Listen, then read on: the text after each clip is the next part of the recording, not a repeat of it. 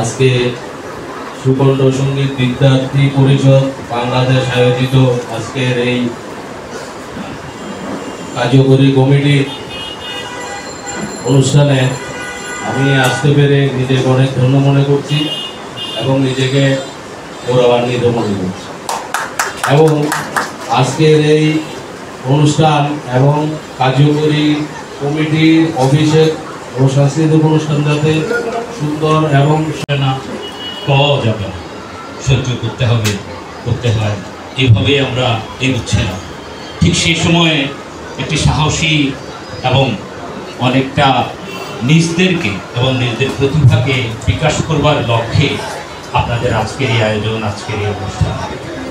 আপনাদের এই অনুষ্ঠানে মূলত দুটো পর্ব করে, যেহেতু এটি একটি সঙ্গীতের সংগঠন সেহেতু পরবর্তী অনুষ্ঠানটি সঙ্গীতের।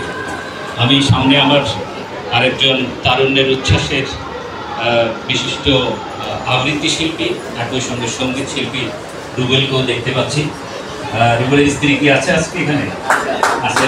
আচ্ছা, চিনতে কষ্ট হচ্ছে আমার। যাই হোক, ধন্যবাদ জানাই। আর মূলত আমরা কিন্তু সঙ্গীতের লোক না, আমিও না, কামরুল হোসেন বাদলও না। আমরা একটু লেখালেখি করি। সম্মানিত সুধীবৃন্দ, অধ্যকার সুকণ্ঠ সঙ্গীত বিদ্যার্থী পরিষদ বাংলাদেশ কর্তৃক আয়োজিত আজকে অভিষেক অনুষ্ঠানে উপস্থিত সম্মানিত সভাপতি, উপস্থিত আছেন সম্মানিত অতিথি জনাব কামরুল হোসেন বাদল মহোদয়, উপস্থিত আছেন সম্মানিত অতিথি জনাব রিনা চৌধুরী মহোদয়, উপস্থিত আছেন অলোক ধর মহোদয় এবং উপস্থিত আছেন সুকণ্ঠ বিদ্যার্থী পরিষদের কর্ণধার সম্মানিত শিক্ষাগুরু সুরকর বাবু সুব্রত দাস মহোদয় এবং উপস্থিত সুকণ্ঠ সঙ্গীত বিদ্যার্থী পরিষদের সকল বিদ্যার্থীবৃন্দ, প্রাক্তন এবং যারা এখনো শিক্ষা গ্রহণ করছেন, সেই সাথে অভিভাবকবৃন্দ, সকলকে সাদর সম্ভাষণ জানাচ্ছি। সন্ধ্যা ৬টায় অনুষ্ঠান অনুষ্ঠিত হবে এই আশা করে আজকের এই সভাকক্ষে সবাই উপস্থিত আছেন।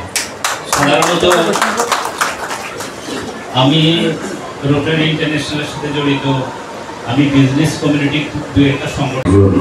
সঙ্গীত নিয়ে যে সন্ধ্যা এবং সঙ্গীত নিয়ে আমাদের যে সমবেত প্রচেষ্টা, সেটি নিঃসন্দেহে পবিত্র এবং এই পবিত্রতম অনুষ্ঠানের সভাপতি, মঞ্চে বরিষ্ঠ অতিথিবৃন্দ, সংগঠকবৃন্দ এবং অভ্যাগত অতিথি যারা সঙ্গীতকে ভালোবাসে।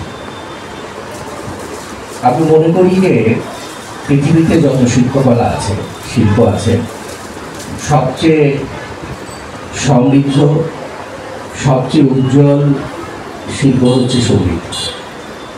কারণ সঙ্গীত মানুষকে শুদ্ধ করে, যেমন আপনারা এখানে বলেছেন শুদ্ধ সঙ্গীতের চর্চার কথা।